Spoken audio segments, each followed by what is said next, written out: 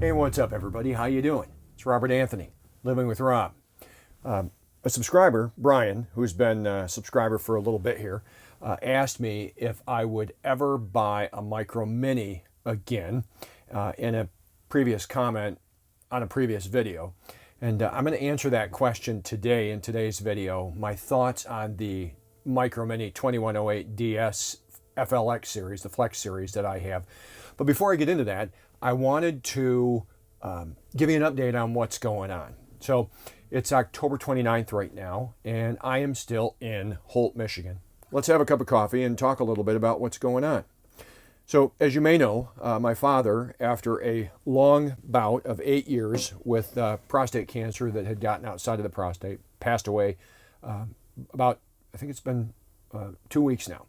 So we were up in the Upper Peninsula, as you know, and my mother had asked if we would please be sure to try to make it to the funeral. And of course, we obviously were in Michigan, so we decided to come down. She wanted me to make my dad's casket spray, so I put my florist ninja skills back to work and went ahead and made my dad's casket spray. I actually think I have a picture of it I can show you right here.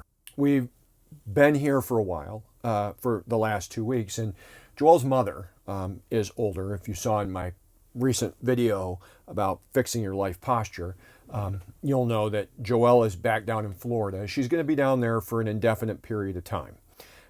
I've been up here the last couple of weeks on this particular time of being here, finishing up on some stuff that needs to be done. I've added a DC to DC charger, a second MPPT controller, which is a solar controller, into this unit. I'm going to get into why I've done that as I talk about whether or not I'd buy this unit again, but I've been actually setting that up and doing that. And I've added additional solar panels on the top. And I have to repack the bearings on this yet to get it road ready to travel thousands of miles. So for your information, moving forward, I'm going to be heading out west. I'll be doing Christmas out west, not in Florida. My two boys are going to meet me, if all goes as planned, the two boys are going to meet me somewhere in the Kanab area, and we're going to spend Christmas together in Kanab, at least Jacob and Levi and I. Elise will be in the Carolinas. Joelle is probably going to be in South Florida, and Ed is also going to be in South Florida for Christmas. So I am chomping at the bit to get back to photography and to get you guys some of that epic scenery that I'm so looking forward to being on the road to get for you, the subscribers. So I'm working on it. I plan on being here in Michigan for the next week, and then hopefully by the first or second week in November, I'll start to head west. Hey, if I could take just a second as I segue into whether or not I'd buy this unit again. If you haven't already, and if you're here, if you would consider liking the video, more importantly, subscribe. And when you hit subscribe, hit that bell notification so you know when the next videos come. Try to do at least a video a week, but you'll get life advice, tips, RV stuff, and most importantly, epic scenery from around the country. So I'd love to have you as a subscriber if you haven't already subscribed. And to those of you that have subscribed and are here, really appreciate you. Had a lot of new subscribers over the last couple of weeks, and really glad that you're here. Thank you. So let's talk a little bit about this Micro Mini. So the Micro Mini is about 22 feet. You may remember we bought it back in May. And it is I like the unit. The size is perfect for a couple. We have the model with the Murphy bed, not the twin beds, and it's not a bunkhouse. So I like the Murphy bed because I like being able to put that bed down at night and then put it back up and gain that couch because I like having a dinette. I have to work on the road. As you know, we've put Starlink in here, and we're running Starlink off of 12 volt exclusively, and I perma-mounted my Starlink dish to my roof. I do not take it out and set it up when I'm around. I am having great success with that. So the 150 to 200 megabyte download speeds that I'm getting with my Starlink dishy, even though it's not spinning trying to find satellites, is superb. I could not be happier with that. So as far as this unit goes, I feel like it's built pretty sturdy. There are a few things that I'm not really thrilled about as it relates to the unit itself. One of which was the water tank. If you go on the Facebook groups, there are a few people that have had their tanks drop out when they travel with water. So you're not supposed to travel with water, but it's irrational and it's not reasonable to say you shouldn't be traveling with a full water tank when you're out on the road, especially when you get into the places in the desert. You're going to be filling up 50 miles from the nearest water station. You're going to be driving on some rough roads. This camper is made, while it's not an Outback Australian built super rugged camper that costs $150,000, these do have a list price off the showroom floor of about $67,000. You can pick them up for probably $58,000 to $60,000 brand new. I paid $31,000 for this. I think it was $34,000 out the door, maybe $35,000 out the door. It was a year old. And was a one owner. So I don't know why they traded it in, I'm not sure. But anyway, this camper is made to be a little more rugged and be off-road. I have the comfort package, which is supposed to be more of an all-weather. These walls on this camper are like the walls in a florist refrigerator. They're about 2.5-inch thick styrofoam installation with Azadel and foil sandwiched in there. They are insulated incredibly well. Doesn't have dual pane windows, but it is an amazingly insulated camper. On top of that, it has the Truma appliances. I've spent some time on the phone with the folks at Truma about a few things, and apparently these are just like the top of the line. Winnebago spared no expense on the Truma furnace, the Truma air conditioning unit. They're just really the Truma on-demand water heater. Love it, just love it. Air conditioner is extremely quiet. Could not be happier with how it works, even though, I don't plan on using the air conditioning much. If you followed me over the last couple of years, I use the weather is what I do. The one thing that I don't like about this unit, while it does have tank heaters that run off a 12 volt and keep the tanks at about 45 or 50 degrees, there are 3 tank heaters, each of which runs at 75 watts when it's on. That's 225 watts that are going to be pulling off the battery at night to keep the tanks warm. Don't like that. This does not have a heated underbelly, although the 2108 DS model that's not part of the Flex series, which mine is, they do have heated underbellies, forced air. So one of the things that I don't like about this unit as we've gotten into colder weather is the fact that it has one air duct, one. It does not disperse the heat adequately. It gets very cold at the front and it's very cold in the bathroom. The central area here where the duct is at gets extremely hot. The thermostat is around the wall up at the door. So, I talked to the guy at Truma. I wanted to put in additional air ducts. He advised against it. He said the factory engineered it this way. Winnebago, if you're listening, if you're watching this, these do need better air circulation. They need better air ducts, and I do not understand why this hasn't been ducted to put forced air down into the underbelly. When the furnace sits right on top of the floor, it would be easy to route a duct down there. The furnace on these, if you have the documentation for the furnace on these, it does allow for ducting down to the floor. So that is one thing I don't like about this unit, although the heat does work extraordinarily well.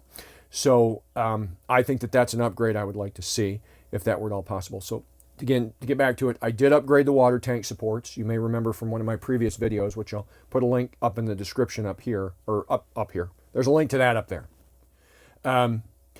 They come with 2 20-pound tanks. When you're living in it full time, in my view, that's not enough. I spent $75 a piece, $150. I bought 2 30-pound tanks. This does handle 30-pound tanks in the front. That was worth it. I do not do tank exchanges. They are a ripoff and a waste of money. I go to U-Haul typically and get them filled up. There are other options, but U-Haul is all around the country. Any of the full-time corporate-owned U-Haul stores have 7-day-a-week propane fills, anywhere between like $3 and $3.75 a gallon. I can fill up both tanks for less than $50. Both tanks will last me about 6 weeks if it's heating and cooking. So to me, that's outstanding. I love it. For me, again, being on the road full time, I got to spend the money. If you're doing this camping, don't know that you got to spend the money. I do. It's my home. It's an investment. So I wanted to spend the money to get some of these upgrades done. Another upgrade that I did, these come with your standard little dinkety 6-inch fans. It's not enough volume of air that gets pulled out of here. So I put 2 of the different inserts in. One's a hang, and the other one might be a vent line. I'm not really sure, but those were easy swap outs. They are amazing. The hang is a little bit louder than the one that I put in the kitchen, which again I think is a vent line, but I'm not 100% sure. Can't remember. I will put links in the description below to anything that I've purchased so that if you want to look it up, you can. But those fans are outstanding. On top of those fans, I put the Max Air hoods. They do not come on this unit. I put the Max Air hoods on so that I can be pulling air through this unit even in the rain. Those are a great investment, inexpensive. I love those. Now, let me talk to you a little bit about the power here. So this comes with a 320 amp hour Lithonics battery. Lithonics is Cadillac as far as the batteries go. They sell their battery, that 320 amp hour battery, for $4,000. So this unit has the top of the line equipment. I do not think that's necessary, but it's what the unit came with. They're now offering a second battery because so many of the people that own these were complaining about the time and the shelf life, or the length of time that you can go with your battery before you have to be on shore power to charge it up, based on the installed solar from the factory and some other factors. So they push that this Flex series has a 5-day life before you need shore power. That is not at all the case. If it's cloudy, I'm seeing 2, maybe 3 days. 320 amp hours is good. The battery's purpose is to get you through the night. It's to run your heater, to run your refrigerator, but you should have enough solar to not only power everything that you need during the day, but you should also be able to charge your battery up. So the unit comes with 2 190 watt GoPower panels and a 30 amp MPPT controller installed by the factory. GoPower is top of the line as far as solar panels go. Now, there's enough room up there to add additional solar panels. The problem that you have is they wire them in series when they wire them, so you can't really put anything in parallel. They also wired the solar on the side port on this unit in parallel with that series, meaning it would radically reduce the performance of the factory installed 380 watts of solar were you to plug into it. So what I've done is, because I needed additional storage or additional power, I want to show up with a full battery wherever I go. So if I'm driving, usually I'm driving for 5 to 6 hours to get from one place to the next when I've made a decision to move. So I wanted to add a DC to DC charger. If you don't know, a DC to DC charger pulls amperage and watts from the battery that you're plugged into while you're driving and feeds that charge to the battery. So I was gonna do both, a DC to DC charger and an MPPT controller. Renogy makes a 50 amp dual purpose DC to DC charger MPPT controller that will run the solar panels as well as the DC current from the starting battery to charge off of the alternator. It's a smart device. It'll pull as much power from solar while I'm driving as possible to reduce the load on the alternator, hence not putting strain on the alternator, but it will pull upwards of 50 amps or almost 700 watts off of the truck if it needs to. So what I've done is I have added an additional 400 watts of solar to the roof. I've added 2 rich solar standard 100 watters, and then I found some HQST, which I like that brand as well, 100 watt panels. There's a pair of them for 150 bucks. And I put those between the GoPower panels. Now, a number of people on the Facebook groups, they're able to put solar panels between there, or even another 190 watt HQST solar panel in between there, which you could do and run it with your existing MPPT controller. I didn't want to do that though, and I'll explain why. The 2 rich solar panels would have been so long that had I bought those and put them in there, while they're narrower, they would have bucked right up against the air conditioning unit. And I needed at least 6 to 8 inches away from that air conditioning unit to, if I ever need to service it and be up there, I got to be able to get around it. So I found these shorter panels that are wider. So what I had to do here this past week, I actually cut the mounts from the HQ or from the GoPower panels installed from the factory. I reinstalled those much farther apart, giving me the room that you see here to put those panels. Now I have a total of 400 watts wired in parallel coming down the side of the camper, going into the side, penetrating into the battery compartment, and giving me a lot more power, like 400 more watts constantly from the sun.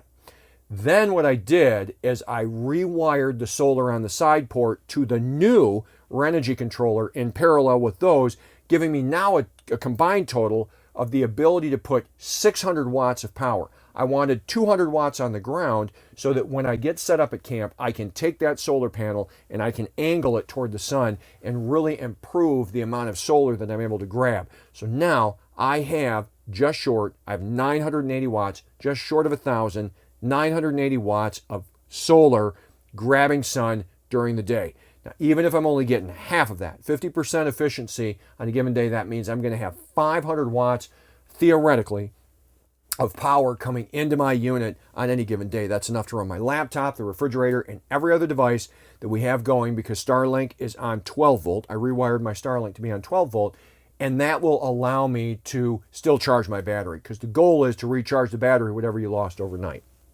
I also added a Champion dual fuel propane generator that runs off propane, 2,500 watts. I can pull 75 amps off of that easily to charge my battery, worst case scenario. The holding tanks on this are standard. I think there's 25 gallons each on the black and the gray, 31 gallons on the freshwater, plus I put 21 gallons of fresh water in the bed of the truck when I'm getting ready to get to camp. I have 52 gallons of water, plenty more than enough for a week off grid. So I do like this unit. I love the stove. There are a ton of things good that I have to say about this. The refrigerator is huge in this thing. It's amazing how much food we can get in here. We do have a microwave. If we want to use that and we're off grid, we'll throw the generator out and let the generator power the microwave. The microwave will run off the battery, but it'll pull the battery down really fast. We also brought a small air fryer. We will also run that off of the generator if we decide that we want to cook that way. But overall, very happy with this camper. I think that it's going to serve my purpose as well. I think those are the upgrades that I wanted to mention that I think are important and that are helping our overall experience as it relates to this. We did, of course, as you know, upgrade our mattress. That is one thing that I do not regret doing. We spent $1,000 on the mattress that we put in. You can do it for less. I had it custom made, and that is, I would say, might be the best money that we've spent on this camper. When you're living in this, you got to make it comfortable. I just think you got to prepare yourself. We spent $31,000, $35,000 out the door. I would say I've probably spent another 10 total. If I were to sit down and tabulate it, I don't even know that it would be 10 because I'm doing all the work myself. But that's the thing, is plan on that. I will tell you this. If you are not mechanical and you are thinking about doing something like this, you must have the funding necessary to be able to pay people to do all the stuff that I've done. Being mechanical and having every tool at my disposal that I could ever need to be able to work out in the field, it doesn't concern me if things break. That doesn't bother me. I'm happy to rip stuff apart and repair it and fix it. I've got a couple of engineer friends, if I can't figure something out, that will guide me in video. I just have the greatest friends as it relates to that. If you are mechanical, do not think that you're going into this and you're going to not be making repairs. I caution you joining the Facebook groups. They have been very helpful with regard to information. The electrical system in these Flexes is incredibly complex. Xantrex has been very helpful on the phone, which is the inverter. That's who takes care of the power and charging the battery through shore power. The Lithonics people are based in Clearwater, Florida. Also incredibly helpful. Super people. I have really enjoyed being on the phone with them. I've dealt with Jake Irwin personally at GoPower. Jake is incredibly helpful as well. I feel like I've said incredible too much, incredibly. I'll try to not say it again. Jake has been a big help to me. The folks at Renogy, as I decided working through the decisions on adding a second charge controller, Renogy's been, almost said incredibly. Renogy has been very, very helpful. I've really enjoyed dealing with them too. So plan on getting your hands dirty.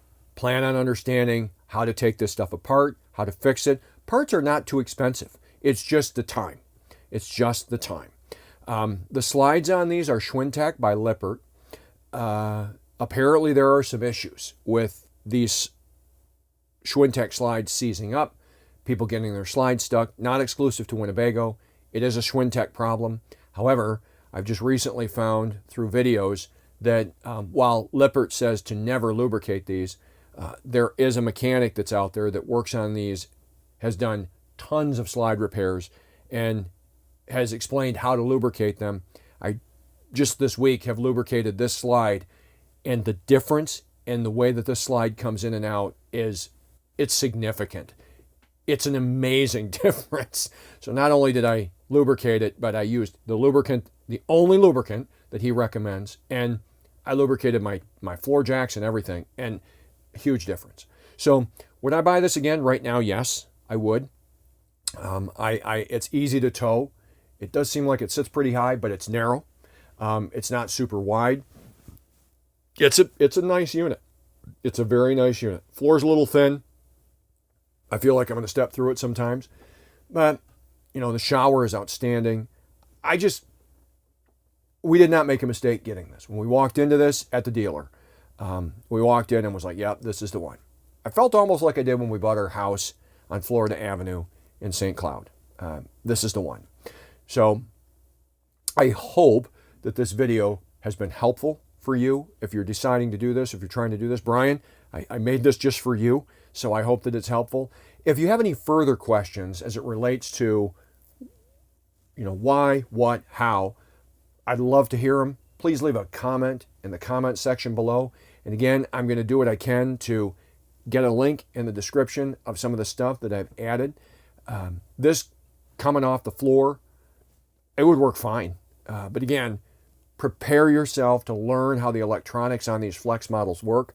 Once you've dealt with the three, you don't ask Winnebago. They don't know.